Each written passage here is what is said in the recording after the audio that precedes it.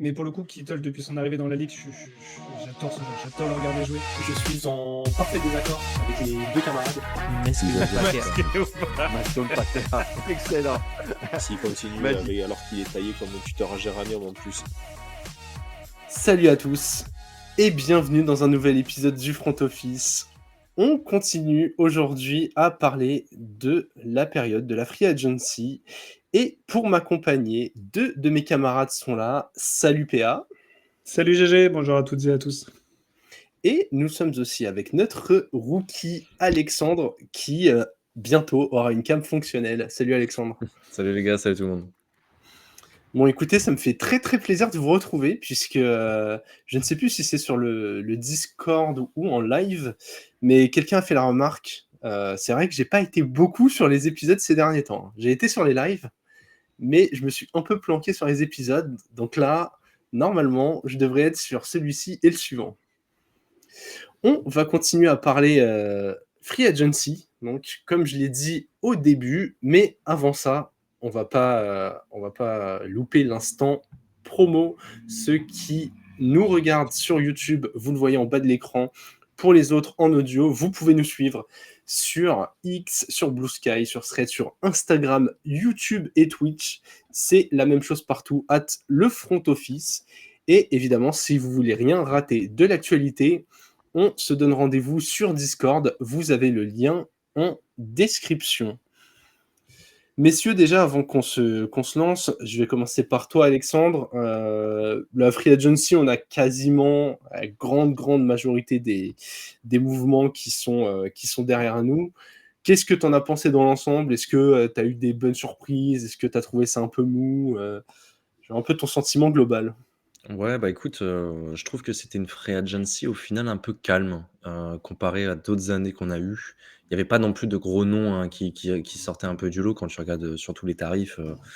On peut dire que les plus grosses signatures, ce sont des Sam Darnold et des Milton Williams, qui sont pas non plus des grosses stars dans la ligue. Et quand tu regardes l'année dernière, tu avais quand même des Christian Wilkins ou d'autres joueurs qui avaient signé pour des plus gros chèques. Donc, Ouais. non, cette année, c'était plutôt une petite free agency. Après, il y a de très belles signatures, on va en reparler, mais non, dans l'ensemble, c'était plutôt calme et on a vu peu de surprises non plus. On en a vu quelques petits contrats, certains contrats un peu chers, on va dire, certaines bonnes affaires, mais au final, je trouve il y a pas non plus, comme d'autres années auparavant, des grosses équipes qui se sont encore renforcées ou des petits qui sont vraiment devenus contenders par une free agency bien maîtrisée.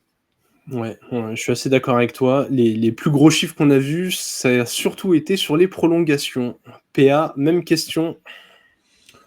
Moi, j'ai suffisamment dit, on s'est fait avoir, parce que ça s'est ouvert 2 jours avant, donc j'ai encore en travers de la gorge. Mais non, il y avait un petit peu de palpitation. Après, ouais, effectivement, on l'a souvent évoqué, mais on a l'impression que les joueurs très bons ou élites sont reconduits dans leurs équipes respectives, en fait. Donc, ouais, ça enlève un petit peu de charme à la Free Agency parce que ça va être des très très bons joueurs, des très bons titulaires, mais pas des game changers pour la plupart.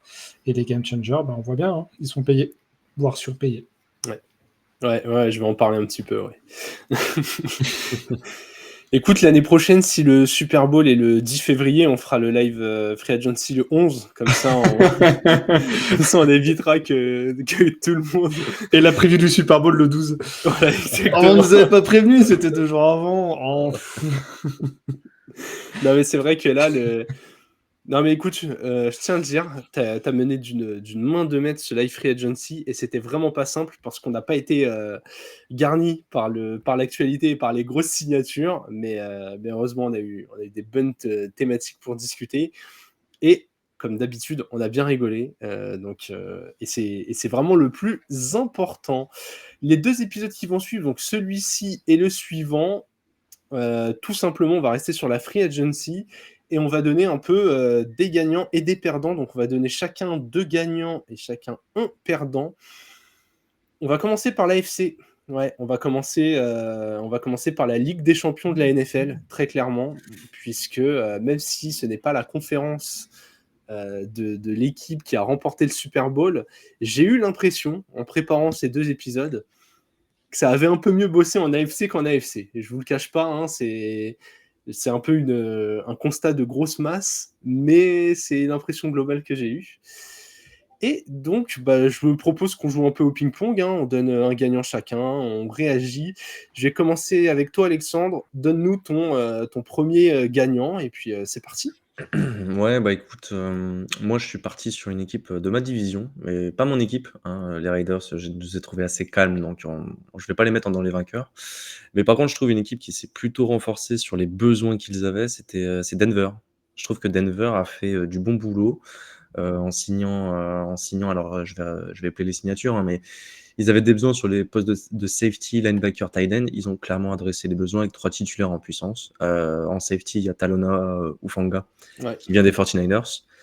Dans ses valises, il y a aussi son copain Dre Greenlow au poste de linebacker. Et en tight end, ils ont profité de la coupe de Evan Engram par les Jaguars pour se précipiter, on va dire, sur lui. À raison, parce qu'ils avaient vraiment des gros soucis sur le poste de tight end l'année dernière. Et je pense que ça leur permet également de voir venir avec la draft qui arrive, parce qu'on était beaucoup à les mettre sur un tight end au premier tour, donc ça, on en reparlera plus tard. Mais en tout cas, je trouve qu'ils se sont renforcés sur des postes clés. Ils ont re-signé quelques gains intéressants, notamment DJ Jones ou Justin Sternad, le linebacker. Donc moi, DJ Jones, je sais que je voulais le voir partir. Après, en soi, s'ils ont un peu d'argent et qu'ils ont toujours, ils ont bien aimé la rotation qu'ils avaient à 3 avec Zach Allen et Franklin Myers, pourquoi pas le garder les 3. Tu as 3 quand même mecs qui peuvent jouer sur le poste. Tu améliores quand même toujours ta défense avec les signatures de Greenlow et de Ufanga. Pour moi, ils ont renforcé des secteurs dont ils avaient besoin, et en soi, ils ont renforcé le secteur défensif qui était une de leurs forces l'année dernière. Ils ont ajouté un playmaker offensif avec Engram. En soi, là, je trouve on peut vite identifier leurs quelques besoins qui leur manquent, Ouais. notamment running back, wide receiver. Donc moi, à partir de là, je les mets dans des gagnants, dans la mesure où ils se sont renforcés sur des postes où ils avaient vraiment, vraiment besoin. Et donc en ça, je les vois encore compétitifs dès l'année prochaine, de toute façon. Ok, ouais. PA, est-ce que du côté de Denver, toi, tu as un move en particulier qui t'a plu, une signature, une resignature? Ouais, franchement, les 3 moves, j'enlèverais Trent Sherfield, qui vient sur un poste de complément en tant que receveur.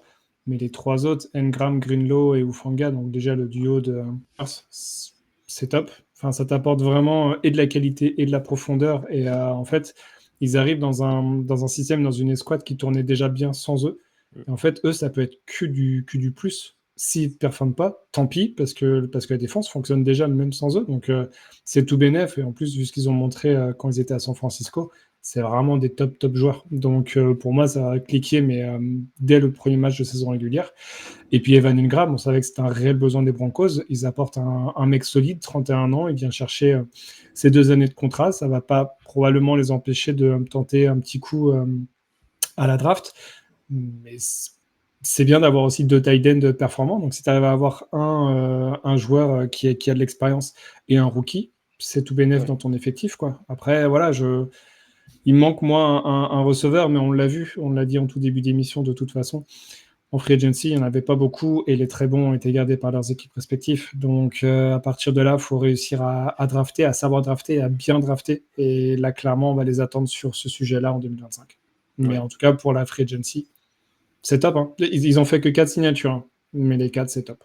Et c'est peut-être pas fini, puisque j'ai quand même dit au début que la grande majorité des mouvements avaient été faits. Sur le marché, il reste par exemple 2 noms au hasard, Stephen Diggs ou Keenan Allen.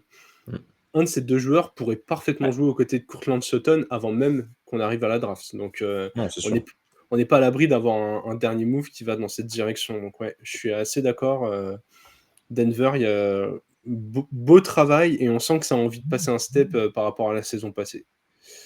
PA, à ton tour, je te laisse nous donner l'un de tes gagnants. Ouais.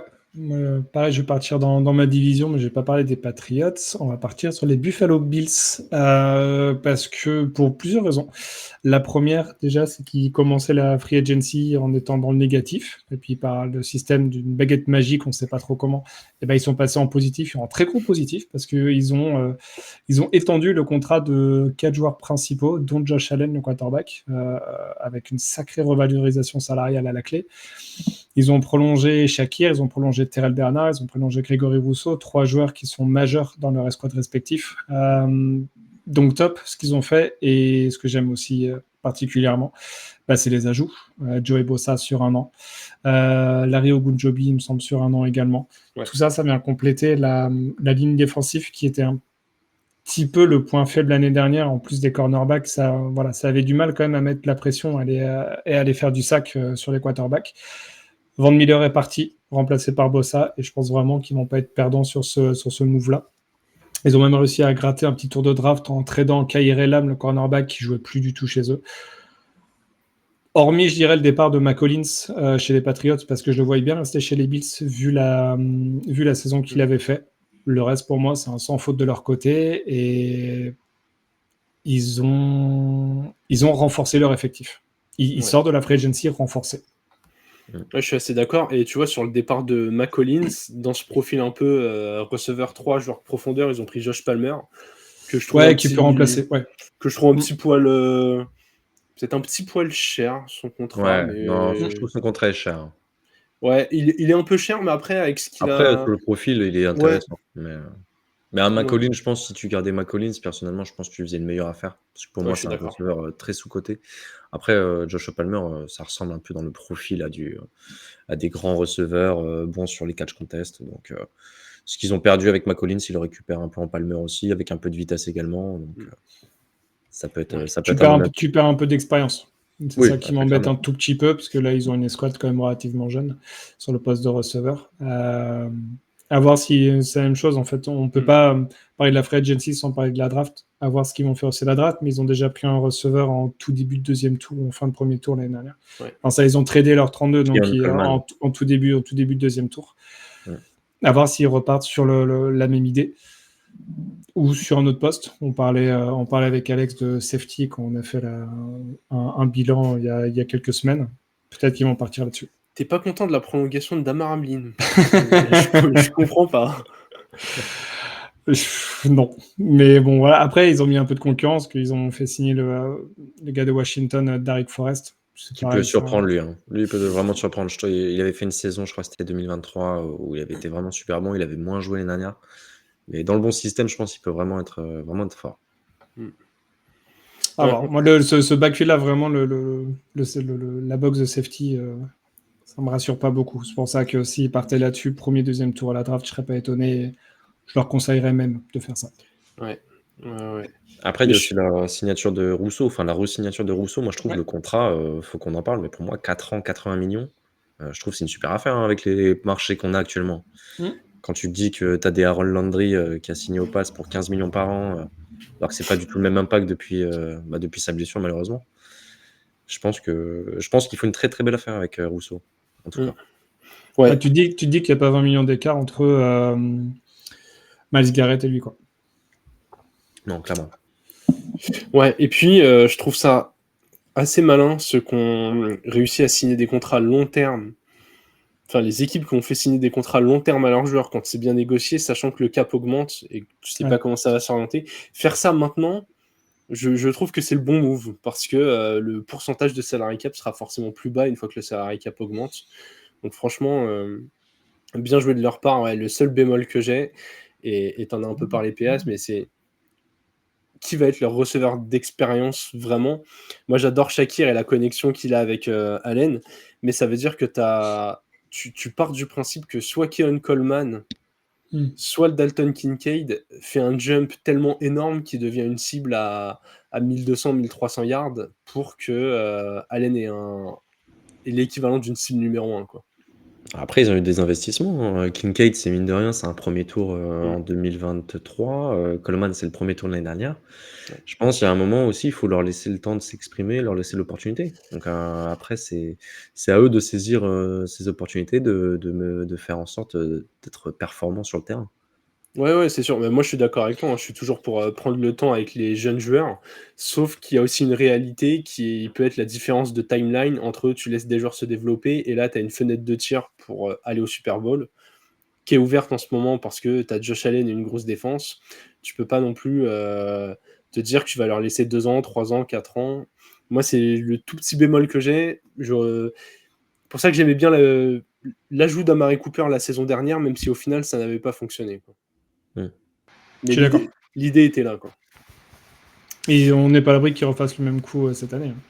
Enfin, en 2025, en se rendant compte que voilà, ça manque d'expérience. C'est vrai que je pense que Josh Allen a un petit peu rehaussé le niveau des receveurs, le niveau réel des receveurs, et que ça va peut-être aller contre son sens, où le front office n'a pas voulu investir sur le poste de receveur pendant la free agency. Donc, à voir, il a réussi à faire une super saison, à voir s'il va réussir à faire une deuxième. Mais un receveur d'expérience, c'est jamais mauvais dans une escouade offensive. Ouais, il reste Stephen Diggs sur le marché. Ouais, c'est ça, c'est ce que j'allais dire. Petite connexion, ils se connaissent, Ils ça va. s'adorent. Ils s'adorent en plus, c'est ça. Ouais. Ils partent en vacances ensemble. Allez, je vais parler d'une équipe qui nous concerne de très très près, puisque dans les vainqueurs, moi j'ai les Riders. Vraiment. Ah ouais. Ouais, je les mets dans les gagnants de l'AFC parce que j'aime beaucoup, pas que les signatures, mais j'aime beaucoup la vision globale de ce qui a été fait. Trader pour Geno Smith et pour ce que ça a coûté déjà, je trouve que c'est intéressant. Ça peut apporter une sorte de stabilité. On a un QB qui, s'il n'est pas élite, est quand même plutôt fiable, plutôt stable. Il arrive en bout de carrière, mais en même temps, les Riders ne vont pas gagner demain. Il y a eu les prolongations vraiment hyper bien jouées. Un peu comme Rousseau, hein, mais prolonger Crosby, qui pouvait être un joueur vachement demandé, et réussir à le garder à Las Vegas. Je trouve ça très bien. Je trouve le tarif assez honnête quand tu vois le niveau du joueur. Kuntz à côté, pareil, très très bien, même s'il n'est pas prolongé longue durée. Et les signatures, si elles sont pas clinquantes, je les trouve relativement malignes. Il y a des paris, mais avoir signé Jeremy Chin, Alex Capa, on sait que voilà, c'est pas le meilleur Capa, mais c'est pas un gros risque financier. Raheem Mostert pour apporter de la rotation sur le poste de running back. Dans l'ensemble, je préfère ça pour une équipe qui est en train de reconstruire tranquillement que des énormes panic moves qui coûtent très cher, qui te bloquent dans le temps. Donc, ouais, franchement, je trouve que ça a été plutôt bien pensé de la part des Riders. Et aussi, hein, j'ai rempli le conducteur en dernier, donc j'ai aussi pris un peu les miettes quand même. Hein. Faut être transparent. On t'a laissé les miettes, hein, c'est ça. Non, mais voilà, vous aviez mis des équipes que j'aurais forcément citées, et je voulais parler d'autres équipes, donc voilà, je trouve que les Riders ont bien joué le coup. Je vais laisser la parole à PA avant que tu conclues sur ton équipe, Alexandre. Il y a eu des moves intéressants. Effectivement, le fait d'avoir gardé Malcolm Kuntz, par exemple, Adam Butler, qui était chez Patriots avant, que moi j'aime bien.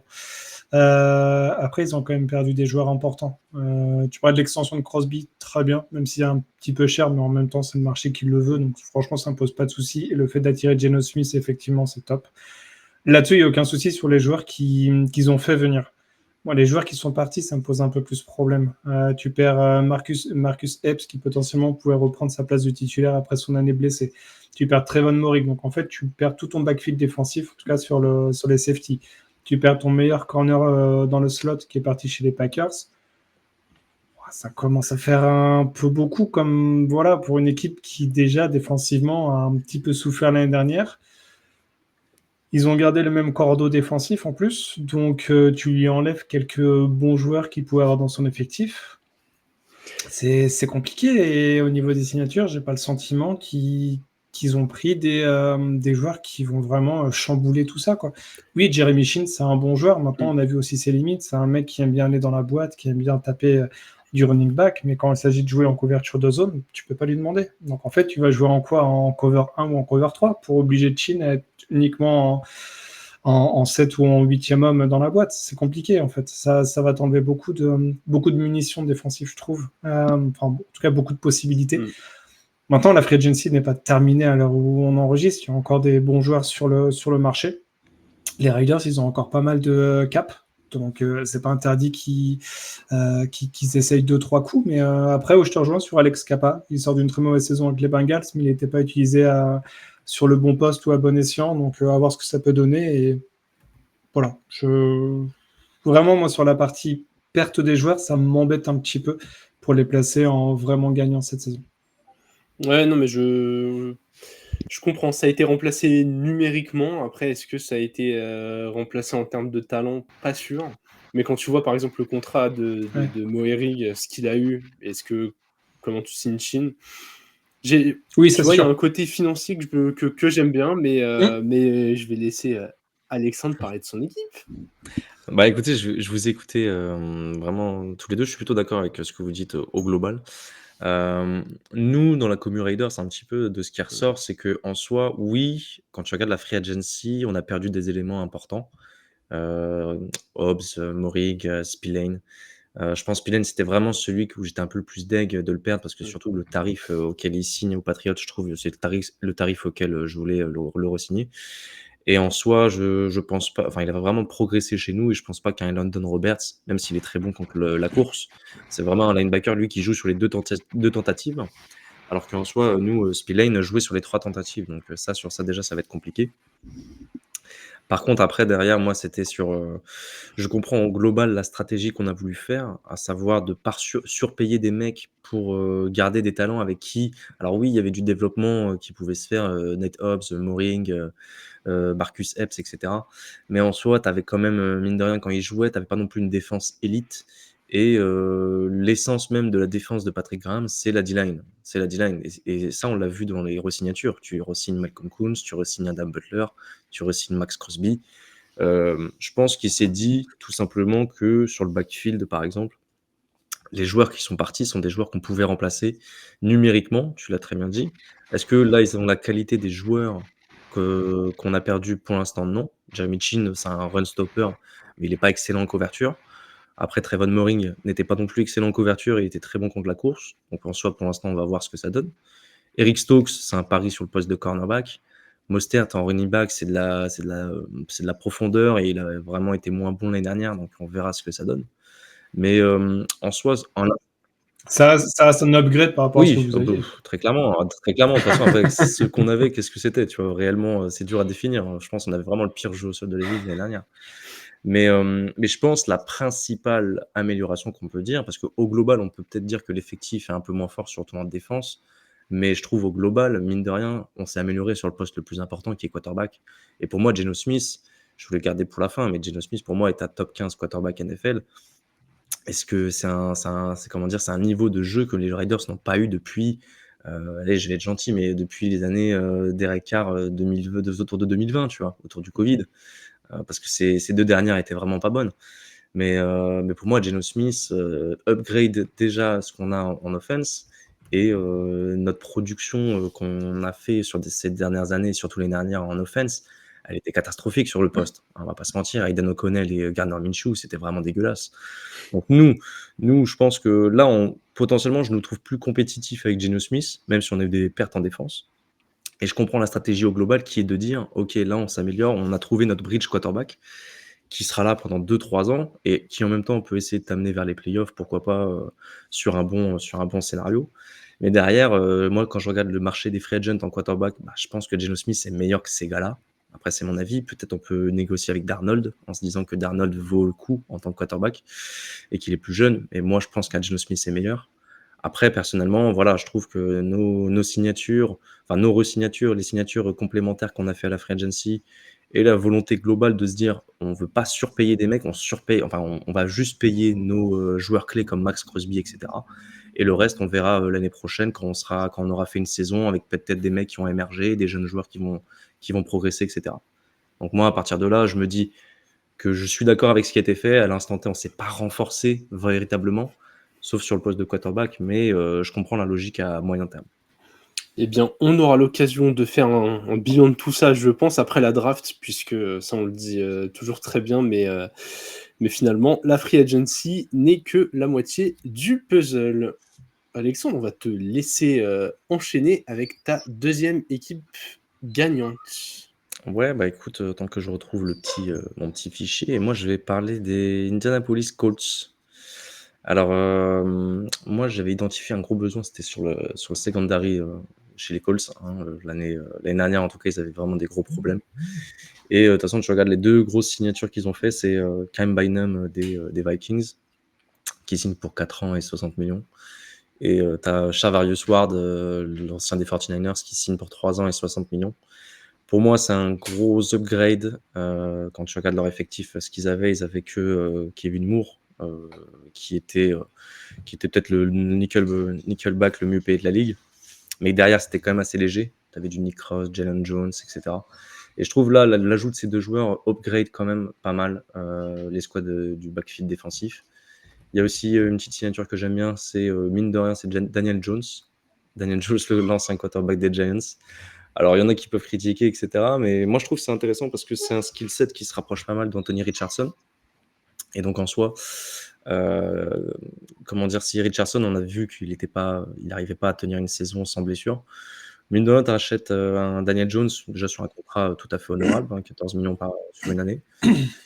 Tu te permets au moins d'amener un peu de compétition à Anthony Richardson et sur un profil de jeu qui est assez similaire. Donc, ce qui perdra pas non plus toute l'équipe au global dans son fonctionnement. Donc, moi, je pense que c'est plutôt intéressant. Ils ont signé aussi des petits joueurs comme Ashton Dulin, le receveur, qui avait été intéressant. Et ils ont signé aussi Khalil Herbert sur le poste de running back pour apporter un petit peu de profondeur derrière Jonathan Taylor. Moi, je trouve plutôt intéressant la free agency, même si j'aurais bien aimé un petit tight end en plus. Je trouve qu'ils sont encore un peu légers sur le poste. Après, on verra si à la draft, ils se positionnent sur ça. Mais en tout cas, ils avaient un gros besoin, c'était le backfield défensif sur cette intersaison. Ils l'ont remplacé. Alors ouais, après, ils ont perdu quelques petits joueurs sur la O-line. C'était comme des gros joueurs, hein, Ryan Kelly et le garde aussi qui est parti, Will Freeze, je crois, qui est parti aux Vikings. Mais je trouve qu'ils avaient déjà amorcé un peu leur départ avec quelques petites drafts précédentes sur des petits linemen intérieurs. Donc, à voir ce que ça donne à l'avenir. Mais je trouve en soi, c'est des départs, je pense, qu'ils avaient pu anticiper par le passé. Donc, je ne suis pas trop non plus inquiet sur cette O-line qui garde quand même des joueurs intéressants comme Quentin Nelson et Bernard Raimann notamment. Ouais, il y a quand même du boulot, je pense, à la draft sur cette O-line. J'ai l'impression que surtout quand tu as un Jonathan Taylor et des QB dont tu n'es pas totalement sûr, tu as envie de bien les protéger et de leur donner du temps. Donc, c'est pas remplacer des joueurs d'expérience, c'est le petit truc qui me gêne. Et après, Daniel Jones, c'est marrant, je dois être un des seuls qui suis pas fan de cette signature. Alors, le tarif est très bien et en plus, sur 1 an, c'est pas du tout engageant. Donc, je remets pas en cause cet aspect-là. Mais moi, le côté, il a le même skill set qu'Anthony Richardson, il va lui apporter un peu de concurrence ou quoi que ce soit. En fait, c'est quoi l'objectif des Colts? Moi, encore une fois, cette intersaison, pour l'instant, je comprends pas trop où est-ce qu'ils ont envie d'aller. C'est quoi? Ils visent le gain de la division et ils pensent que les moves qui ont été faits sont suffisants. Ils sont en train de reconstruire. Je continue à être dans le flou avec les Colts, quoi. Je sais pas ce que tu en penses, PA, que ce soit au niveau des signatures ou de la stratégie, mais j'avoue que je suis un peu moins fan qu'Alexandre. Moi, j'aime bien. J'aime bien ce qu'ils ont fait, effectivement. Il y a quelques pertes qui me chagrinent un petit peu. Les deux au niveau de la ligne offensive, mais comme l'a dit Alexandre, ça a été déjà considéré lors des drafts précédentes. Et puis le edge Odeyingbo qui est parti chez les Bears. Et en même temps, ils ont déjà Latou et Equity Pay. Donc, c'est bien, c'est intelligent. Ils ont payé cher pour attirer Charvarius Ward et puis les safety Cam Bingham. Mais c'était des besoins. Ils n'arrivent pas à drafter, ils n'arrivent pas à bien drafter sur ces postes-là. À un moment donné, quand tu n'arrives pas à drafter, tu surpayes un petit peu en free agency. Et offensivement, de toute façon, la plus grosse difficulté pour eux, c'est de trouver le quarterback. Tenter Daniel Jones, pour moi, c'est pas déconnant, parce qu'il a montré une bonne saison et demie aux Giants qui savaient lancer un ballon. Je suis pas sûr qu'il vienne pour concurrencer Richardson. Je pense surtout qu'il vient pour sauver les fesses de toutes les personnes qui sont sur le banc. Je vois plutôt ce move-là comme ça, en disant bon, si Richardson il se blesse au bout de 2 matchs et demi parce qu'il sait toujours pas se protéger et qu'il fonce la tête la première ou l'épaule la première sur un linebacker, sauf que linebacker par définition c'est aussi costaud que lui, et du coup il le déboîte. À un moment donné, tu as un QB qui a été titulaire dans la ligue pendant de nombreuses années, et si ça fonctionne, tu sauves ton poste, si ça fonctionne pas, tu dégages. Donc pour moi, c'est l'année ou jamais, de toute façon, pour Richardson pour exploser. Si ça ne fonctionne pas, les Colts, ils peuvent partir sur plusieurs années de marasme. Parce qu'encore une fois, ils ont tellement un bon effectif que même sans bon quarterback, ils arriveront quasiment à l'équilibre. L'année dernière, ils font 8-9.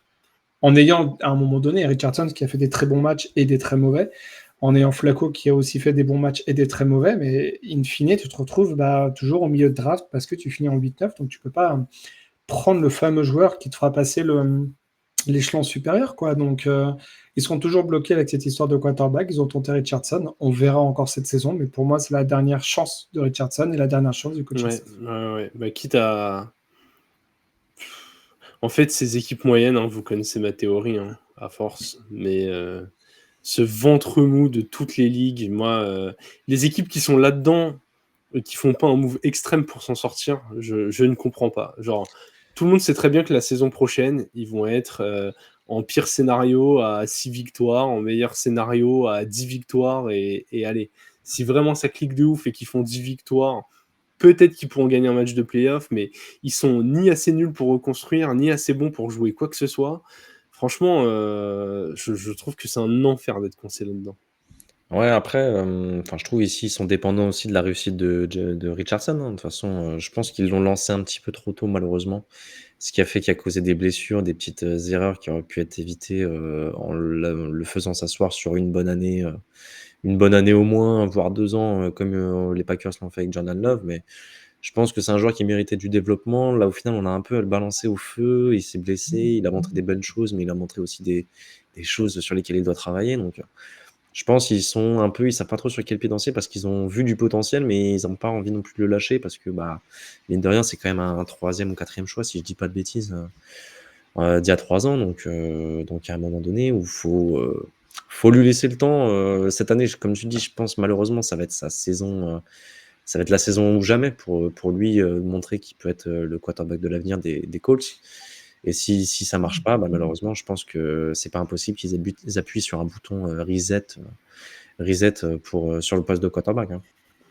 Ouais, moi je pense qu'ils vont pas avoir le choix, hein. Richardson, je pense qu'il a trop de lacunes. Faut lui laisser du temps, hein, mais je suis pas sûr qu'on verra un starter en NFL. Voilà, je sais que certains dans le Discord les notent. Hot takes, je pense que c'est la dernière saison où on verra Anthony Richardson s'il n'est pas blessé titulaire en jour 1 d'une équipe NFL. Ah ouais. Attention, Ouais. hein. Ils vont noter ça, ils vont le ressortir dans 2 ans quand il sera Pro Bowler, hein. Ce sera vraiment pas la pire take que j'ai fait, même s'il est Pro Bowler. Ça va. Tout le monde est Pro Bowler. Taylor Huntley était C'est Pro Bowler. ça le plus grave. Allez PA, je vais te laisser la main. Toi, tu vas parler d'une équipe où globalement on a le plafond de ce que les Colts aimeraient voir chez Anthony Richardson. C'est vrai, c'est une équipe dont on parle toujours après draft et après free agency en disant ils ont encore fait des bons moves, c'est les Ravens, encore une fois. Alors j'ai parlé sur le négatif, ils ont perdu quand même un gros joueur, le garde de gauche, Patrick Mekari. Donc ça c'est un petit peu dommage. Garde droit, pardon, mais qui jouait à gauche. Qui est parti chez les Jags. Mais ils ont surtout réussi à re-signer juste avant l'ouverture de la free agency Ronnie Stanley. Et je pense que ça, c'est un move vraiment essentiel pour leur ligne offensive. Et à côté de ça, en fait, tous ceux qui étaient free agent étaient plus ou moins des joueurs de rotation, en tout cas des joueurs pas forcément ultra essentiels dans la réussite des Ravens l'année dernière. Et tous les joueurs qui devaient re-signer parce qu'ils ont de l'importance dans l'effectif, ils les ont re-signés, quoi. Donc, il n'y a pas eu de gros mouvements ou de joueurs qu'ils ont attirés. Il y a DeAndre Hopkins, voilà, vous connaissez ma vision sur DeAndre Hopkins qui a 33 ans et c'est compliqué, je trouve. J'adorais le joueur quand il était encore au Texans et même aux Cardinals, mais là, on voit quand même que c'est un petit peu plus difficile. À voir ce que ça va donner dans cet effectif, c'est toujours la même chose. Mais au niveau des pertes, voilà, hormis Mekari, je suis pas, voilà, je tombe pas de ma chaise, ça me surprend pas. Et voilà, les bons moves au bon moment. Ils ont re-signé notre grand copain Patrick Ricard, que Alex et Doug doivent sûrement être très contents de revoir chez les Ravens. Mais voilà, hormis ces moves, c'était une intersaison, voilà, sans trop de risques pour les Ravens, et pourtant ils s'en sortent, je trouve. pas meilleur, mais en tout cas au même niveau. Faut juste régler cette histoire de garde gauche. Ouais, qu'est-ce que t'en penses, Alexandre? Ouais, il lâche par exemple un cornerback Brandon Stevens qui a pas non plus fait une saison incroyable. Hein. Je pense que les fans des Ravens sont d'accord là-dessus. Leur backfield défensif, il y a eu des petits problèmes l'année dernière. Donc je pense que Brandon Stevens en faisait partie. Et il a signé pour 3 ans 36 millions aux Jets. Perso, ils ont eu raison de pas s'aligner dessus, très clairement. Et non, il n'y a pas eu non plus tant d'ajouts que ça, mais en soi, je trouve qu'ils ont re-signé Ronnie Stanley. Pour moi, c'est la grosse news. Hein. De toute façon, c'est un top tackle dans la ligue. Il leur signe, je trouve, un plutôt bon prix. Depuis son retour de blessure, je trouve qu'il est performant. Et puis la signature de DeAndre Hopkins, hein, on sait qu'avec Lamar et avec Derrick Henry, ils sont pas mal copains. Donc ça peut montrer des bonnes choses. Après, en soi, de toute façon, t'as toujours une belle escouade de receveurs derrière. Donc même si ça marche pas, c'est pas un gros risque non plus. Parce que t'as aussi re-signé Tylan Wallace, qui était un rookie d'il y a 3 ans, si je dis pas de bêtises. T'as re-signé aussi Ben Cleveland à l'intérieur de la ligne, qui va peut-être avoir plus de responsabilités avec le départ de Mekari. Donc non, personnellement, je trouve que c'est plutôt pas mal ce qu'ils ont fait. Il n'y a pas eu non plus de 30 signatures, mais en soi, c'est cohérent et ils se préparent pour la draft comme les grosses équipes le font, avec peu de besoins à combler. Ouais, je suis d'accord avec vous. Je vais faire très très court. C'est pas très clinquant, mais Cooper Oui. Rush en backup de Lamar Jackson, moi je me rappelle toujours de l'intérim qu'il avait fait derrière Prescott, où il l'avait remplacé 5-6 matchs, il avait fait 4-1 ou 5-1. On voit que c'est le genre de mec, il sera jamais titulaire et star, mais il est capable de ne pas faire perdre ton équipe si ton équipe est solide. Et ça renforce un peu cette théorie et que je soulignais pour les Colts, mais t'as pas besoin d'avoir 2 QB qui ont le même profil. Moi, je préfère avoir Cooper Rush en backup que Tyler Huntley, par exemple, derrière Lamar. Ouais. Et pourtant, t'en as un qui a plus le profil de Lamar. Et Hopkins, il arrive quasiment à aller dans une position de troisième cible, presque quatrième cible. Peut-être même 5e cible si on estime que Isaiah Likely est capable de confirmer. Il y a Bateman, il y a Flowers, il y a Andrews, il y a Likely. Genre, franchement, je pense que Lamar a rarement eu une escouade aussi fournie. Alors, on l'a dit, vous l'avez hyper bien souligné, Hopkins il vieillit, mais c'est des mains sûres. Ça va être des corners un peu moins talentueux sur lui. Un pari qui coûte vraiment rien. Genre, moi j'aime bien ces touches d'expérience. Franchement, je trouve que c'est bien joué. Il était déjà receveur trop au catch chez les Chiefs et ça n'a pas ultra fonctionné. C'est pour ça que je suis un peu sceptique sur cette signature-là. Parce que ça n'a pas très très bien fonctionné. Après c'est pas de sa faute. Mahomes, il préfère lancer le ballon à Justin Watson et Juju Smith-Schuster. Au bout d'un moment, il ne faut pas se plaindre de perdre le Super Bowl quand on ne fait pas les bons choix.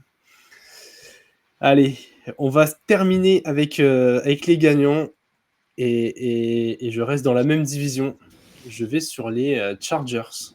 J'ai beaucoup aimé ce qu'ont fait les Chargers. Plusieurs raisons à cela. Déjà, Khalil Mack, 1 an, 18 millions qui reste.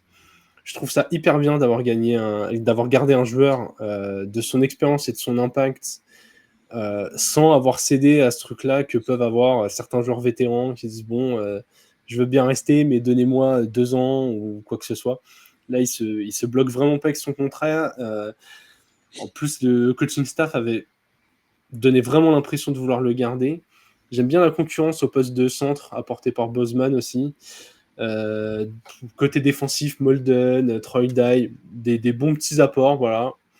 Et des bonnes prolongations. Et surtout, côté des apports, Dante Jackson, pareil au poste de cornerback. Benjamin Saint-Just, je suis pas fan du joueur, mais ça apporte de la profondeur là où franchement, on le sait, les corners, c'est un poste de plus en plus clé. On a vu quelques signatures assez hallucinantes pendant cette free agency. Donc, moi, j'aime quand on apporte des joueurs qui permettent d'avoir de la profondeur sur un poste. Becton sur la O-line, on s'était demandé pourquoi personne n'allait dessus. Moi, je suis assez content que les Chargers tentent le pari sur un contrat de 2 ans.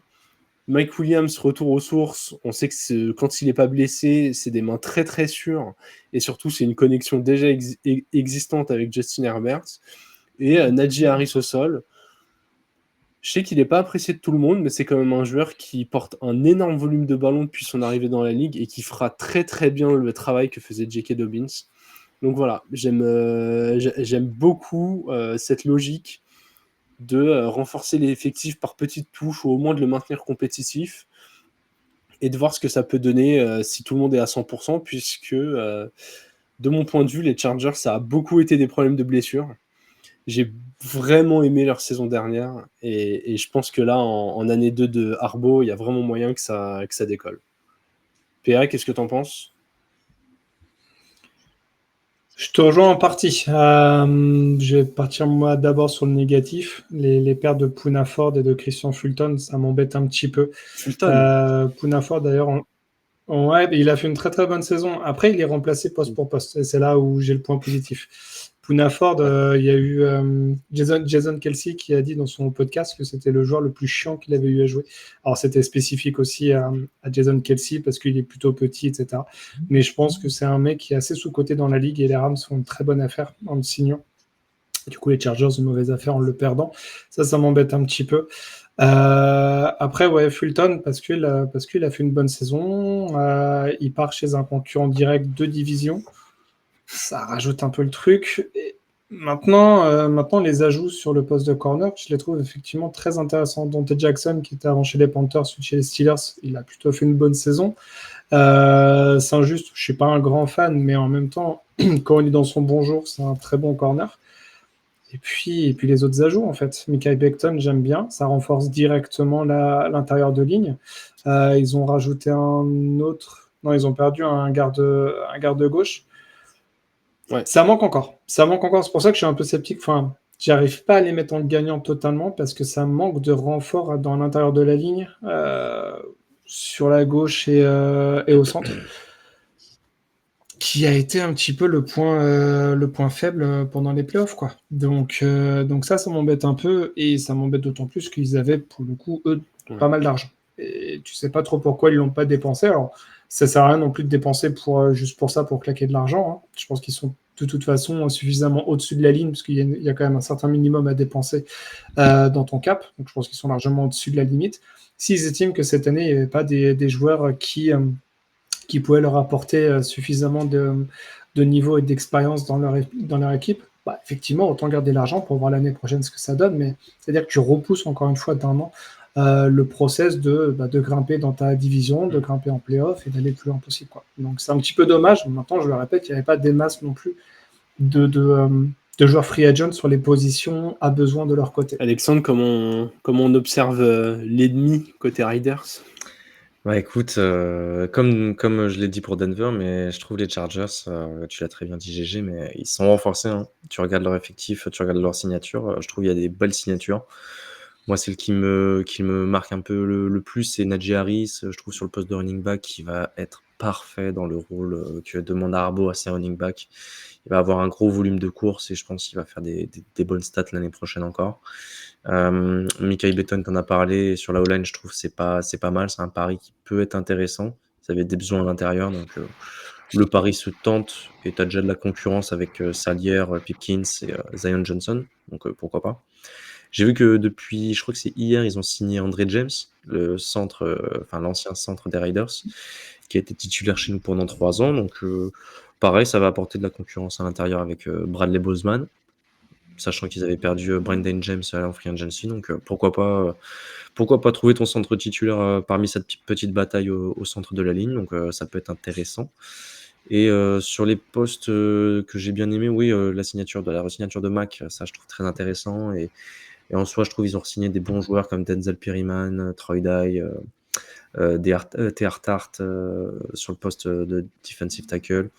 Donc non, honnêtement, même Elijah Molden aussi dans le backfield, il a fait vraiment une super saison depuis son trade des Titans. Donc je trouve qu'ils se sont renforcés. Et là aujourd'hui, tu peux te dire qu'ils auraient pu se renforcer sur d'autres positions aussi, notamment je pense que le poste de tight end n'a pas trop été considéré. Je pense qu'à partir de là, on se doute qu'à la draft, ils vont l'adresser assez rapidement, en tout cas avec leur choix 20. Donc moi je suis je suis un peu déçu qu'ils soient renforcés, mais bon, d'un point de vue objectif, tu te dis que c'est devenu une équipe encore plus forte que l'année dernière et que ça va être un rival de division sur lequel il va falloir compter, en tout cas pour nous, l'année prochaine. Ouais, possible que ce soit une division assez relevée. Messieurs, on a terminé de donner des bons points. Désormais, on va sortir les marteaux, on va sortir les fusils, on va détruire les 3 prochaines équipes dont nous allons parler. Alexandre, je te rends la main et je pense que tu vas faire mal au cœur de l'un des fondateurs du front office.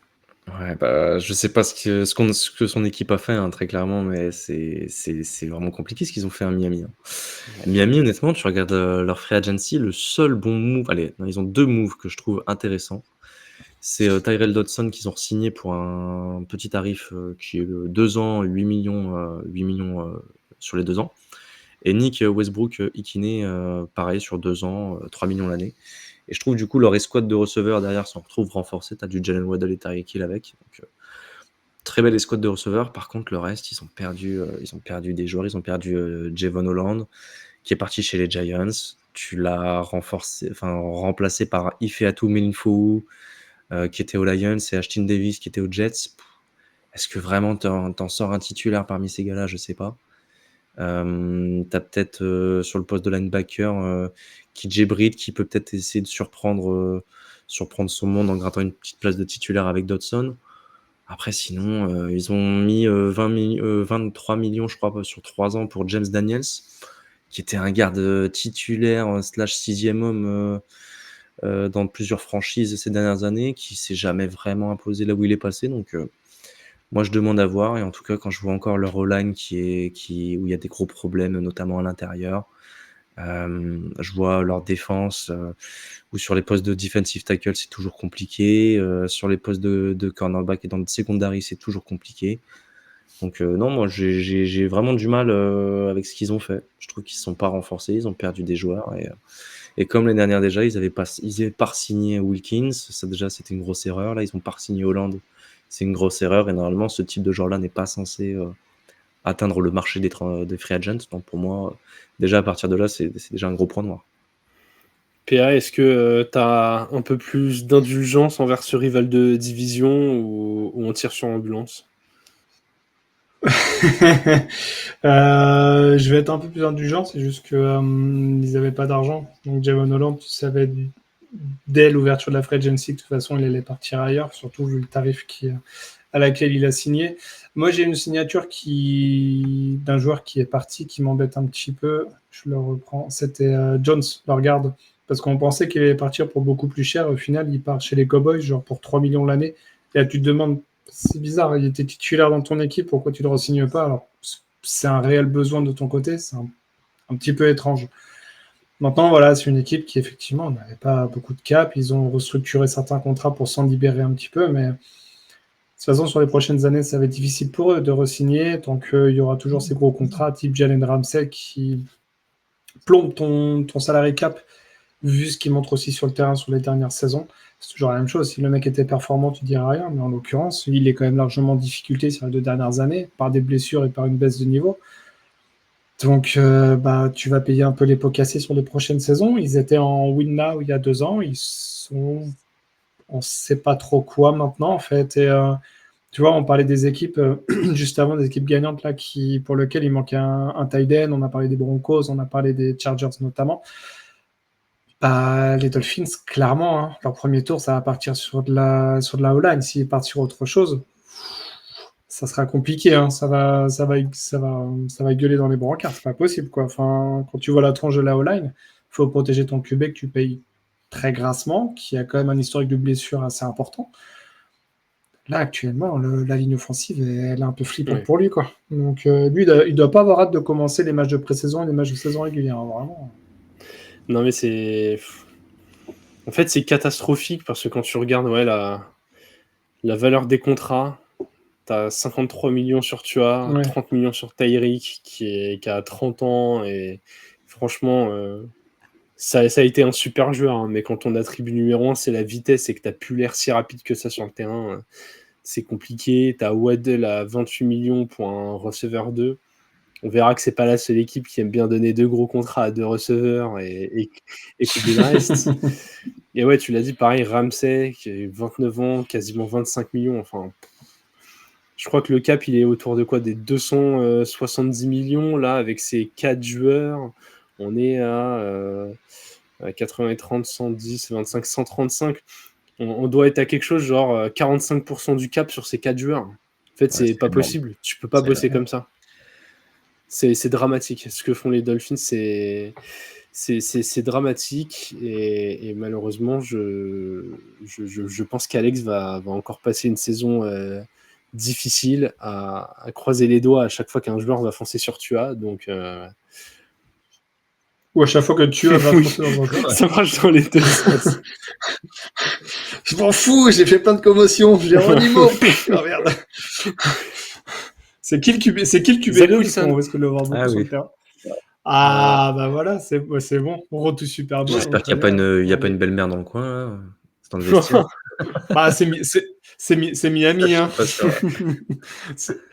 C'est la maison de retraite à ciel ouvert, donc il va se régaler. Bah, c'est dommage parce qu'en plus, cette équipe, quand même, mine de rien, tu regardes leur skill player, enfin, il y a du talent, quoi. Tu regardes le running back, il y a Devon Achane, le gars, tu sais que sur un match, il peut prendre feu, il peut aller courir 150, 200 yards s'il a les brèches qui sont ouvertes. Donc et même sur le poste de receveur, on les a déjà énumérés, mais leur escouade, elle est super profonde. Tight end, il y a Jonnu Smith encore. Enfin, pour moi, les skills players, ils sont bons là-dessus. Donc, c'est pour ça qu'il faut vraiment qu'ils profitent de la draft pour augmenter leur O-line, le talent sur la O-line, et profiter d'essayer de drafter des petites pépites sur la défense. On sait jamais, peut-être il y a des mecs qui peuvent se révéler l'année prochaine aussi. Donc, ça peut vite tourner si la O-line est vraiment stable, on va dire. Et pas comme le dernières Non, années. mais ils peuvent gagner des petits trucs avec Devon Achane, Wright, Hill, Waddle. Franchement, ils font un petit 4 fois 100 mètres. Il y a moyen que ça prenne une médaille, mais en NFL, c'est un peu plus compliqué. Pour finir sur un truc un peu flippant, j'ai regardé en 2026, Tyreek Hill, il va compter pour 51 millions dans le cap. Si tu le coupes avant prêt, donc avant le 1er juin, tu t'économises 36 millions. Ok. Ah oui. Le move paraît limpide. Tout ça quand même, et il faut le dire parce que c'est très très important, pour que Nick Westbrook soit l'année prochaine le meilleur marqueur de TD à la réception des Dolphins. Pareil, vous pouvez noter ça. Il vient de le faire. Ça, je veux le voir. Il vient de le faire chez les Titans. Ça... Easy. Ça va être... 10 réceptions de touchdown. Il est capable de faire des trucs comme ça. Allez, on va parler encore de 2 équipes. Et toi, PA, aucune pitié.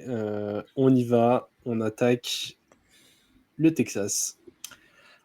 Et le Texas, ouais, et pas les Cowboys, parce que c'est pas cette conférence-là. Mais ça pourrait. Mais du coup, les Houston Texans.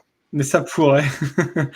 Mais les Texans qui ont décidé d'abandonner complètement le projet CJ Stroud. Moi, je vois ça comme ça, parce qu'ils lui ont enlevé toute sa ligne offensive. Donc, en fait, il va être protégé par un running back, et c'est tout. Donc, je sais pas trop comment ils vont construire ça. C'est un peu, intriguant. Juste avant l'enregistrement de l'émission, on a appris que Larry Tunsil avait avait enfin un remplaçant, c'est Cam Robinson. Je suis désolé, mais je suis absolument pas convaincu par le joueur et pas du tout rassuré. On a vu ce que ça a donné quand il a remplacé Christian Darrisaw chez les Vikings. Ça a quand même été très très compliqué. Il accorde beaucoup de pression, beaucoup de sacs. Donc ouais, je comprends pas trop ce qu'ont fait les Texans. Alors c'est bien, ils ont récupéré des assets en tradant. Voilà.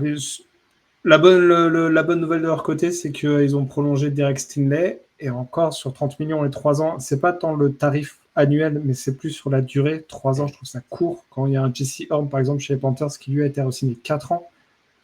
Ouais, un joueur élite comme ça, tu le re-signes au moins 4, et peut-être 5 si...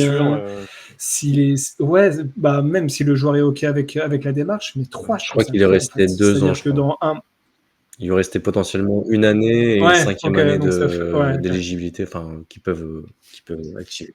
Ouais, ok. Là, le truc de 5e année. À voir, mais pour le coup, voilà, c'est pas tant la somme, parce que je pense que ça va exploser et ça donne en plus un certain niveau pour les prochains qui vont signer, coucou Sauce Gardner notamment. Mais tout le reste, ouais, je suis pas du tout convaincu.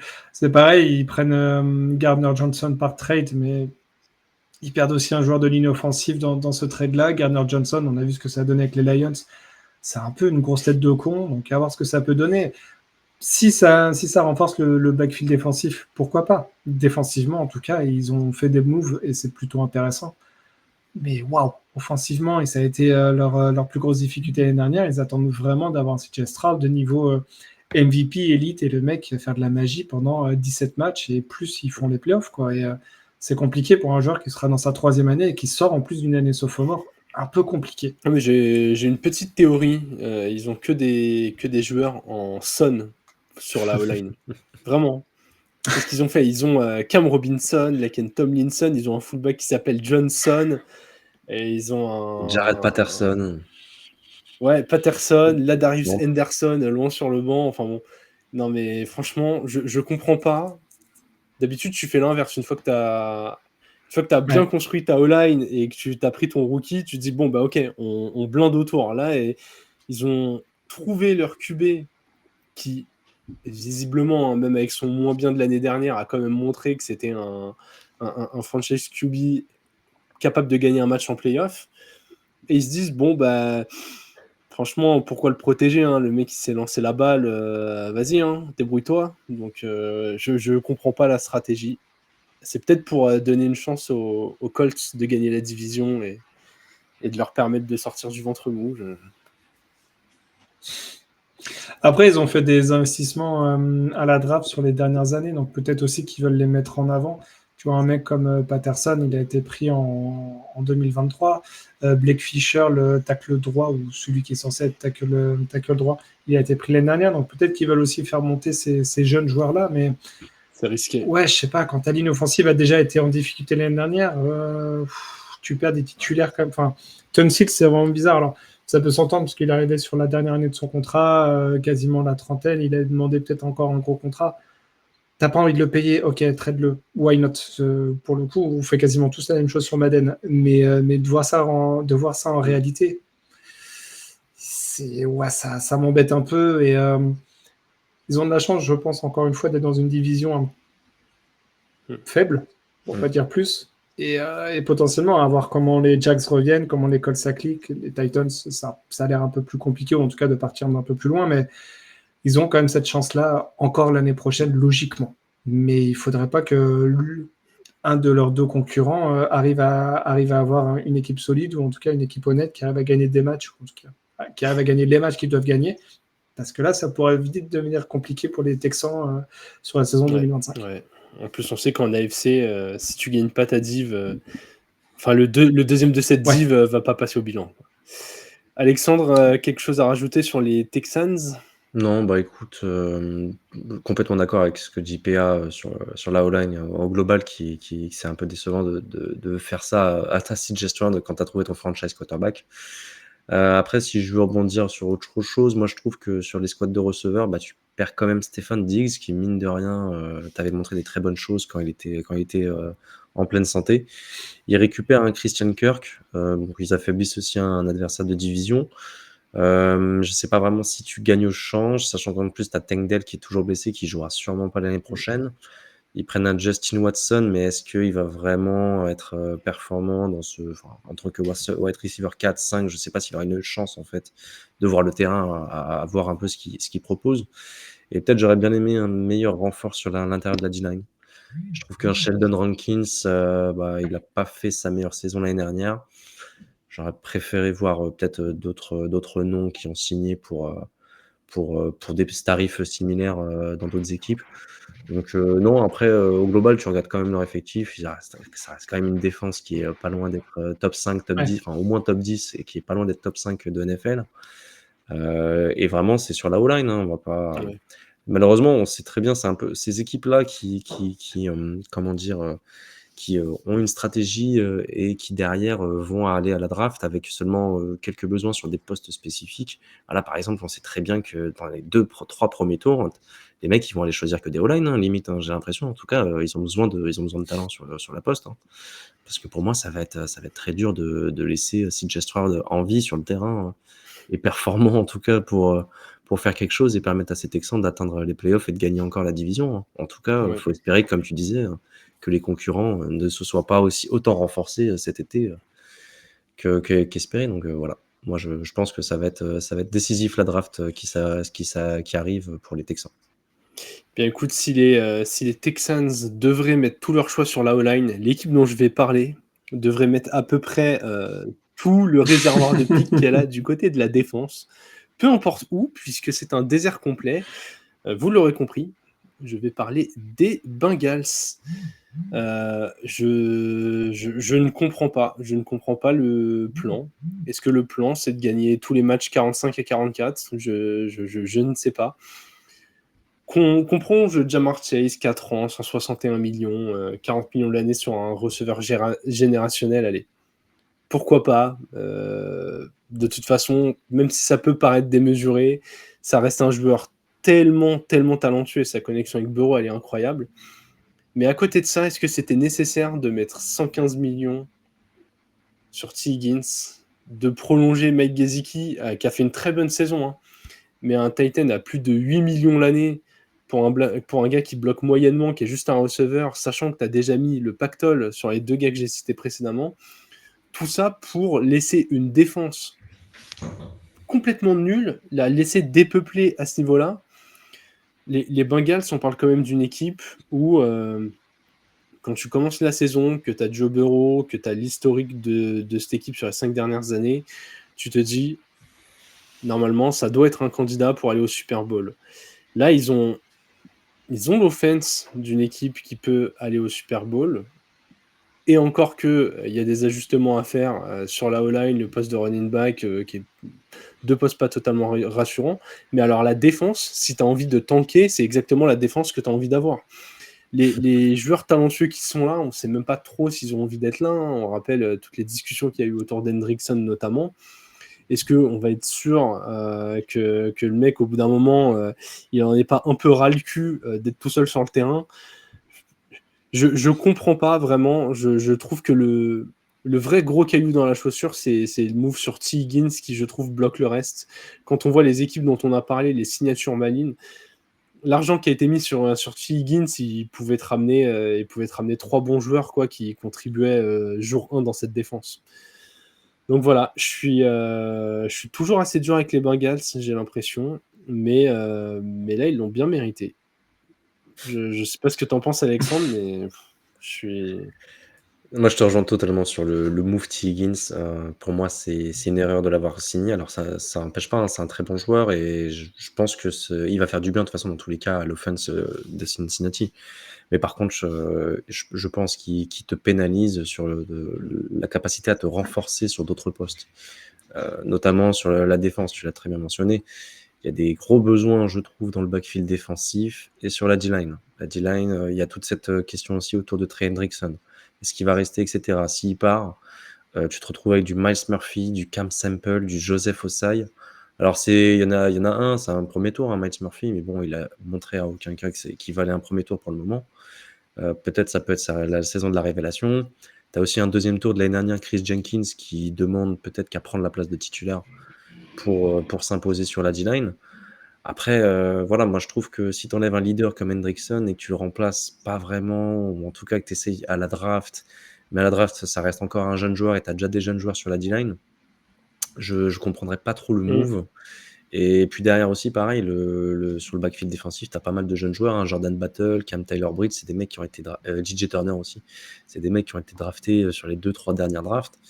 Et pareil, c'est des joueurs qui, peut-être avec le changement de coordinateur défensif, peut leur faire du bien. Hein, ça, il faut toujours ne pas l'oublier parce que j'ai l'impression que c'est la stratégie en tout cas des Bengals, c'est qu'ils n'ont pas rajouté tant de nouveaux joueurs que ça. Ils ont signé beaucoup de mecs, mais ils n'ont pas rajouté tant de nouveaux joueurs que ça. Donc je pense qu'ils font confiance aussi à des joueurs qu'ils ont déjà et que derrière, ils veulent montrer que ces investissements qu'ils ont fait à la draft, ils soient payants. Donc peut-être le changement de coordinateur qui passe par là va faire du bien. Ouais. PA, un mot sur les Bengals? Je te rejoins sur tout ce que tu as pu dire, notamment au niveau des signatures des receveurs. On en avait parlé pendant le live Free Agency, mais c'est une erreur d'attendre aussi longtemps pour Jamar Chase, parce qu'ils auraient pu le re-signer à 35 millions ou 35,1 pour qu'il passe au-dessus de Justin Jefferson. T. Higgins, ça faisait 2 ans qu'ils auraient dû renégocier. Donc, voilà, maintenant tu payes les pots cassés. Après, sur les départs, à part Sheldon Rankins, il n'y a pas des joueurs qui vraiment va manquer profondément dans cette équipe des Bengals. En fait, on a un regard un peu biaisé parce qu'on se dit ils ont fait n'importe quoi avec leur argent et puis ils ont re-signé, donc offensivement ça va envoyer, défensivement ça va être difficile. En fait, c'est grossièrement la même équipe que l'année dernière, quoi. Et l'année dernière, défensivement ils avaient du mal et offensivement quand ça calait, ils se prenaient des roustes. Ils se sont pris une rouste contre les Eagles par exemple. Donc je pense que ça peut faire comme l'année dernière où ils seront dans beaucoup de matchs. Peut-être qu'ils perdront en overtime, comme les 2 fois contre les Ravens. Peut-être qu'ils gagneront sur un dernier drive, encore une fois, magique de Burrow, accompagné de toutes ces stars. Mais contre les très bonnes équipes, ou les équipes qui sont contenders Super Bowl, ils vont se prendre des tannées.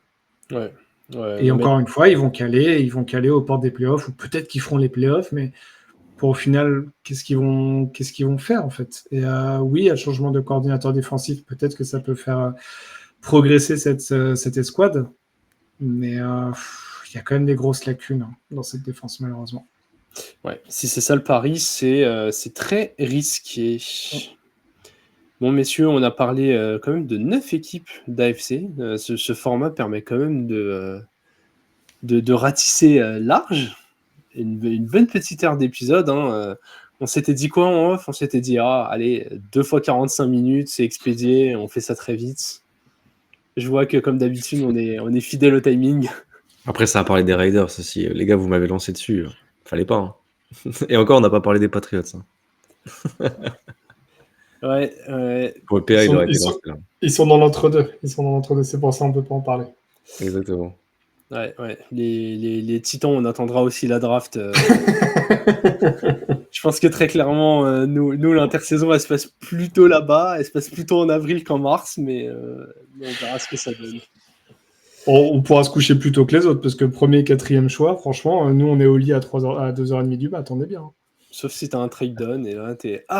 C'est pas grave. Oui, même si ça descend, ça devrait pas descendre trop bas. Ça va. Tu pars de trop pour redescendre trop bas. Bon, en tout cas, messieurs, merci beaucoup pour cet épisode.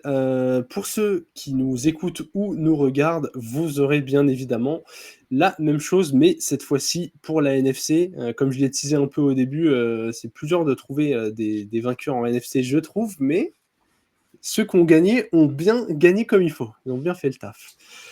Pour ne rien rater des sorties, des épisodes, des futurs lives, parce que oui, il y en a pas mal qui arrivent.